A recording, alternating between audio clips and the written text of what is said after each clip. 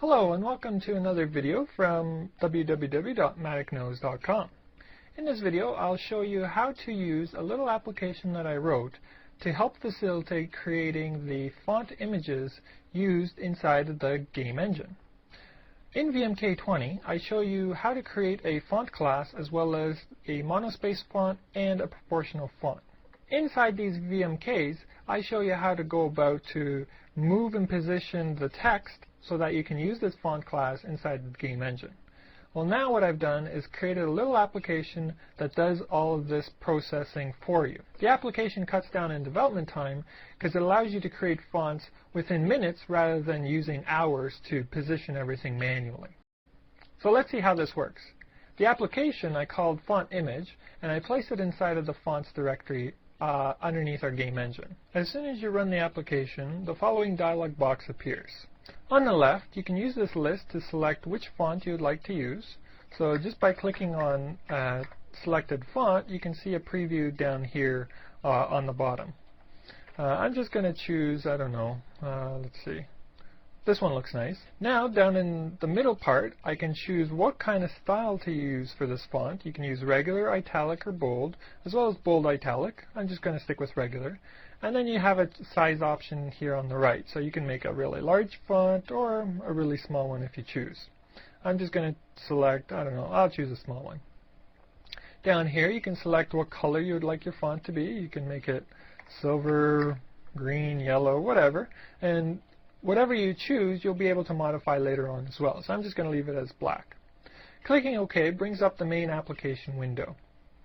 You see the selected text here on the screen, and on the menu bar there's a few customization options you can use to make this text fit inside of the texture more nicely.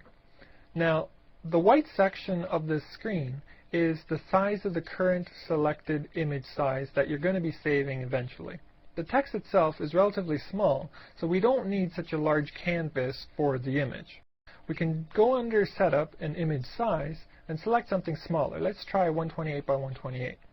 That works much better because the text still fits in here without overlapping, and there's still space between each character. If you tried something smaller like 64 by 64, the text starts overlapping with one another and you can't distinguish the letter A from the letter B and so on. So you need to use something bigger like 128 by 128. Other options in here is you can change the background color as well as the foreground color. So for instance, background color, say I wanted to make it red. Foreground color, let's say we wanted a yellow font. So you can do that. I'm just going to go and change it back to the defaults. Background color white, foreground color black. The last option in here is a font type. You can change it to be monospaced or proportional. If you have monospace selected, you'll notice all the text is centered inside of this grid pattern here. However, if you use proportional spacing, then all the text is left justified. Now, how do we take this image and import it into our game engine? We can do that by holding Alt and pressing Print Screen. This saves the current window into memory. Then we can go into PaintShop Pro, for instance, paste in the results, and we can see our texture now starting to take shape. We can just crop out the pieces we don't need, and we can use the selection tool to select just the white square. I'm going to go and crop this out as well. So now we're left with an image which is 128 by 128. That's exactly what we need. Now we need to check to make sure that all the text is actually aligned inside of the 10 by 10 grid appropriately. To do that, we need to set up a grid, and this grid, because we're using 128 by 128, we need a grid size of 12 by 12. So this is 12 pixels wide by 12 pixels high. We begin to see the text now inside of its grid pattern. We can go through each character one at a time and adjust anything that seems to be overhanging into an adjacent square. So the $ here, these brackets need to be shifted a little bit. The slash here is overhanging by 1 pixel. So you just need to go through here one at a time. Which characters you move will depend on which font you've chosen to work with. So each one is going to be slightly different, which means that you'll have to go through here and still manually select the ones that are overhanging. I think that's pretty, oh, these ones down here. No, I think that's pretty much all of them. The other thing we need to do is, because we're using a proportional font, we're going to have to be able to generate that txt file that tells you the spacing for each of the characters. You remember before what we did is we actually had to go through and count how many pixels offsetted are each of these characters from the left border. Well, you don't have to do that anymore with this application. Under File, you can select Save Text File. And what that does is it creates a text file with all the spacing coordinates for each of the characters. You can still go through and modify this texture file. So if we go in here and you see, oh, well, this character here should really be offset by 1 pixel vertically, you can go through here and change the text file if you want. But as a first iteration start, you've got that text file already written for you. All right, let's go back into PaintShop Pro now. And all right, we need to save this now so that we can import it into our game engine.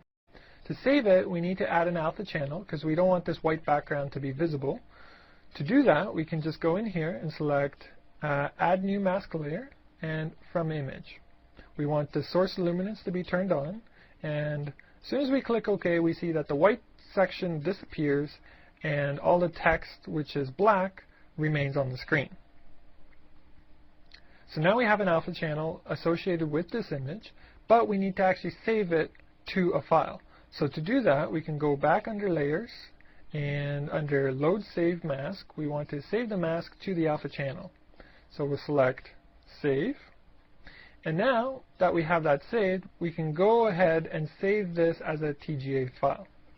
So that's what I'm going to do, is go under here, select TGA, and I'm going to call this Small Font. Alright, now if we go back inside of our directory where we just saved it, we see we have smallfont.tga. This text file has to be named according to what the TGA file is that we're going to be using for our font. And you'll remember that the naming convention is smallfont.tga.txt. It's basically the name of the image with .txt attached to the end of it. Alright. We've got our texture file done. Now let's go into our game engine and see how we can use it. Inside of the initialize function for the scene, we load our texture image in. We select resources fonts smallfont.tga, and down here we've selected that we're using a cell spacing of 12 for each of the characters. Down inside the HUD, I just created a print text function which allows you to display some text to the screen. Let's build this and run it, and there we go.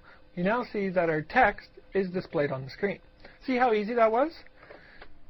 One last thing I wanted to mention here is if you wanted to use the ability to change the color of the font dynamically, so through the code here, what you need to do is save your font image to be a white text font.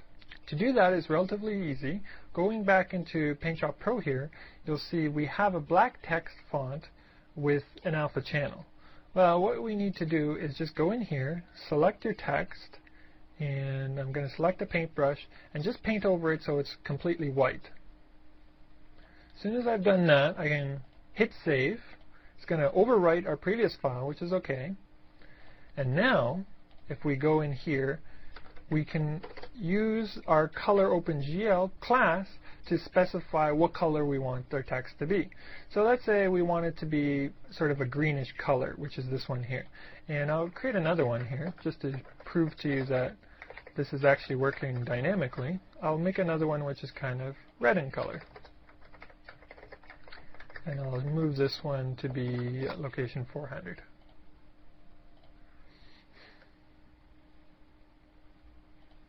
And when we run it, there we go. We have a red text and a green text that shows up on the screen.